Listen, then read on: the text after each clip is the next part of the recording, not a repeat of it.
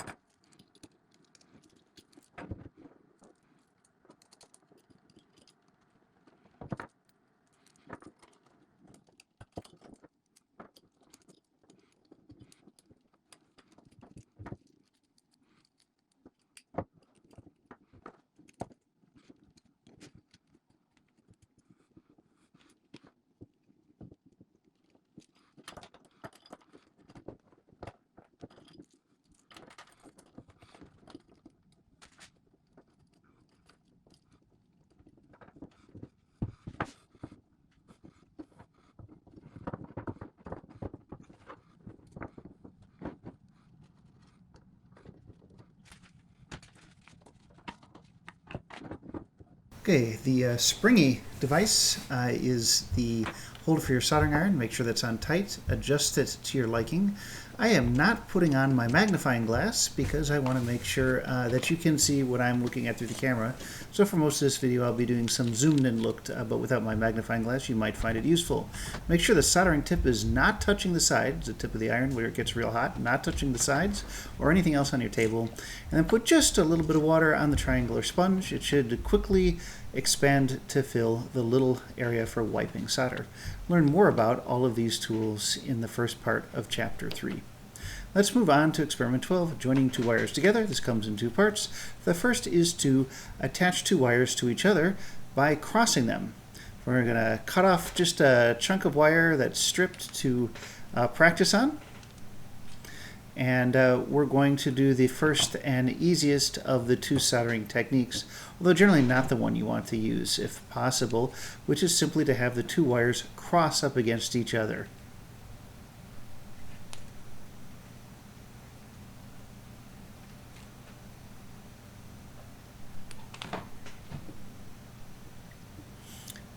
Adjust the helping hand so there's a little pressure holding the 2 wires together so that your fingers don't have to be in there to get things to hold. Give the soldering iron tip a quick wipe on the wet sponge. It just has to be a little bit moist. And then apply a little bit of solder to the tip, called tinning the iron. Give it another wipe.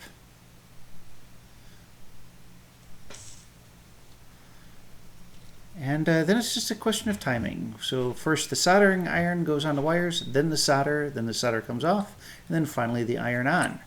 So again, soldering iron, solder, solder off, then iron off, in that order.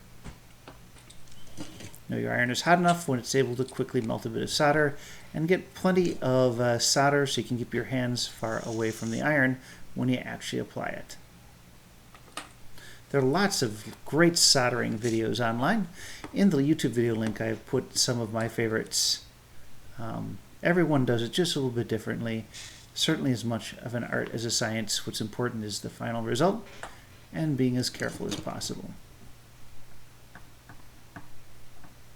By the way, make sure you have a surface that you don't mind messing up that you're working on. That solder splatter will leave a couple of marks on a nice table. Put something down underneath it, and wear some eye protection as well to avoid that splatter from getting your eye. So again, heat, then solder, then remove heat. That's the 4-step process. Let's take a look at our solder joint. That's pretty typical for cross wires. There'll be a little ball of solder at the middle, a gentle tug, and it shouldn't fall apart.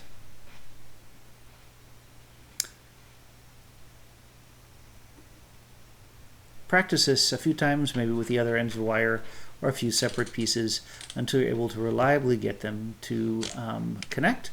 And in addition to pulling on it gently, then make sure that your solder weld actually has continuity by using the continuity measurement in your meter. Once you got that reliable, you're ready to move on to the next skill, which is soldering two pieces of wire together with a long solder contact along their length. Now, soldering along their length is a much better idea if you have to connect two wires together when possible. Usually a much stronger connection, and it's less likely for them to pull apart. It's a little trickier to do, however. You've got to use your helping hands to really try to maintain the two wires parallel to each other for a significant distance. And again, the same rule applies for solder. Soldering iron for heat, then solder, and give it a pull. You will find that some of your first solder joints fail, like mine just there. I actually didn't get my solder hot enough, that is, I didn't leave the iron on there long enough. It should be pretty easy to tell the difference, as illustrated in figure 332, between a good joint and a bad one. A good joint, even a very, very strong yank won't be able to pull apart. Let's try to do a better job. Again, helping hands to hold the wires together. So just hold into place right where you want them without requiring any extra effort. We're going to bring the soldering iron in for a longer period of time this time to get the wires hotter.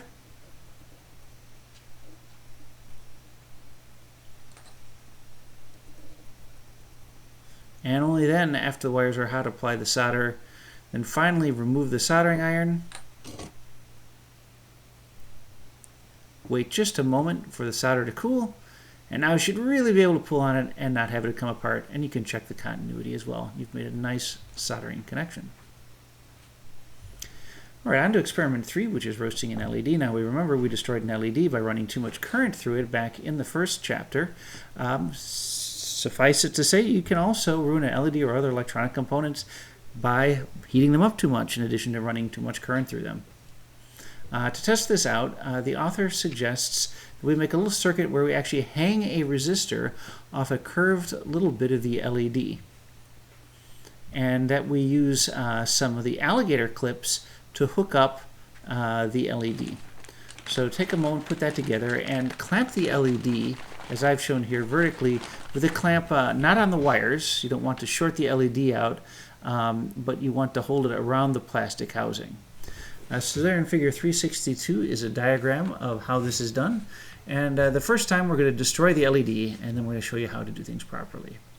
Okay, so it's got a current limiting resistor in there, probably 470 ohms, something like that. Make sure you've got a nice solid connection. And get the soldering iron nice and hot. And then touch it to the side view from the figure 363 is shown. We're just going to hold the soldering iron to the lead of the LED and wait for something to happen.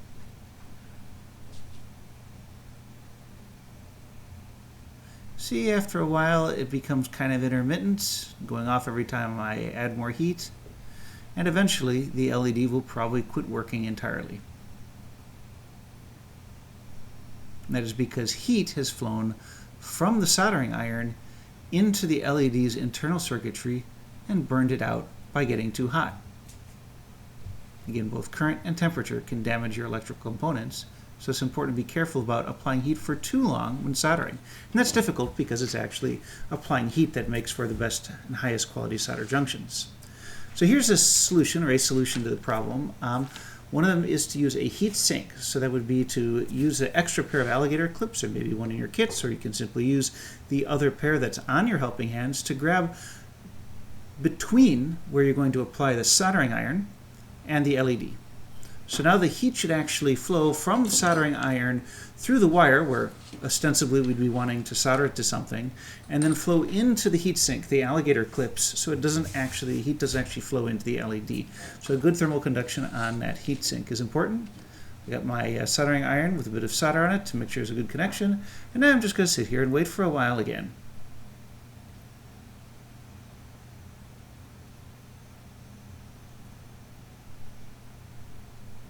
The LED is actually pretty steady. We presume that the author's suggestion is correct, that the heat pretty much flows into the alligator clip and not into the LED. When you're done waiting, make sure you don't grab that alligator clip right away. It might be warm. All right, finally on to building the wearable pulsating glow of Experiment 14, which is a soldered version of our Experiment 11B with the oscillating, pulsating on and off LED. Let's start by making sure that our circuit is still working, giving us the kind of time constant we want, and that all the parts in there seem to be functioning properly. We're going to be following a little bit different technique this one in the textbook, because I have given you a solderless, instead of a solderless breadboard, a solderable permaproto board. One of the various varieties is illustrated here on the left. You see it's basically a board you can solder to that has the same layout of pins as a breadboard we built our experiments on. Now you can use the perf board and the directions given by the author in Experiment 14, but I found it's very difficult as a first soldering project. And so please use this soldering board instead. You'll notice that on the front side, which has the paint on it, the side we're going to stick components, each little circular hole is coated with a small ring of metal. Flipping it over, you also find the metal on the reverse side. But here is the pattern of the circuit board that hopefully by now we're very familiar with. 2 rails on the left going entirely top to bottom, 2 rails on the right going top to bottom, and each row individually connected 5 rows across. You can see the little connections actually physically here on the solderable breadboard, just as they are inside your solderless breadboard. So it's simply a matter then of transferring the components from the board that you tested on, the solderless breadboard, to the soldered one. And I'm going to do it in a couple of different parts. Just try not to crowd things too much at once. So I've chosen to do about the first half of the board, and I've taken each component and I've moved it over to the solderable breadboard. Each wire, each resistor, capacitor, first couple of transistors, made sure I've gotten things in the right hole, and I've bent the leads going through the board. So see, it looks very, very similar, and I just want to hold them in there by bending the leads to the side so that when I flip the board over to solder it, all my pieces stay in place. So, there's a little bit of a bend, and I try to bend the wires such that they're sort of far away from the others so I can still get a soldering iron in and solder each individual connection. Now this is a tricky part, and it can take some effort. You may mess things up a bit. Remember, there's a whole extra chunk of breadboard down there if you make a total mess of things. So please be persistent about it and try your best. Now, when I was done the first time, this is what it looked like on the first half of my board having soldered it. You'll see that their wires are still there, and there's a little glob of solder around each individual hole. You want to make sure that the solder is not bridging between the different holes unless they happen to be in the same row. That is, that you're not accidentally making any connections that you didn't intend to. That is the same. You apply the heat and then the solder. You remove the solder and then remove the heat. And you'll hopefully get a nice solder job. What I'm going to show you in the next video clip is actually done by a scientist who has sent some circuit boards up onto the NASA space station. She's going to give you a great example of how good a soldering job can look. Just wait. Okay. So here you can see the ones I touched up are in a line right here, and it forms like, a little volcano or a little cone, like these do now. That's really pretty good. And a number of his, along this line, those are really good. The second one from the left is actually incredibly good. Number 2 and number 4 from the left. Let me see. That guy and that guy are fantastic. Nearly ideal. And the key, at least I found the key is just waiting. Yeah, that's it. So the key is just waiting, or, as it's sometimes said, more heat, less solder. more heat, less solder. One of the rules of thumb, but remember, too much heat and you do risk damaging a component. That's why we had you burn out the LED by putting too much heat through it first. Now once you've got the solder on there, you probably want to clip your wires off fairly close, but not all the way down into the material. So take a wire clippers and cut them off, make sure that none of the leads are still connected to each other. Then we're going to flip the board back over and insert a bunch of the rest of the components. So here's it with the first half soldered. You notice how the solder has come up just a little bit through the holes. That's perfectly fine. You don't want to see big gobs of solder, and certainly not enough on the front face to where they would be touching each other. But a little bit of solder coming up is fine. So insert the rest of the components, bend the leads over, and we'll flip it over and solder the other side.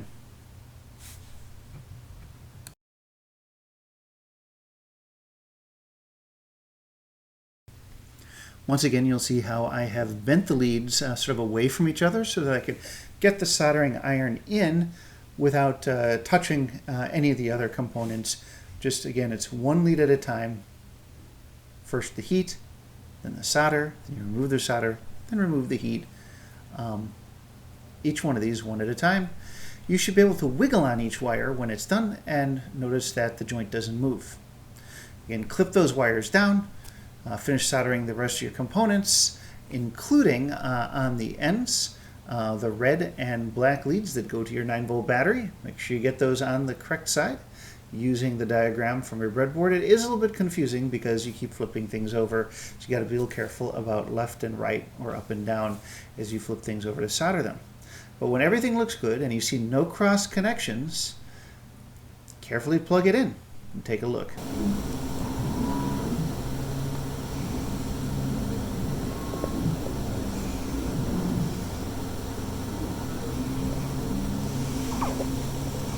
Congratulations, you've made the wearable pulsating glow. You can pick it up, taking it with you.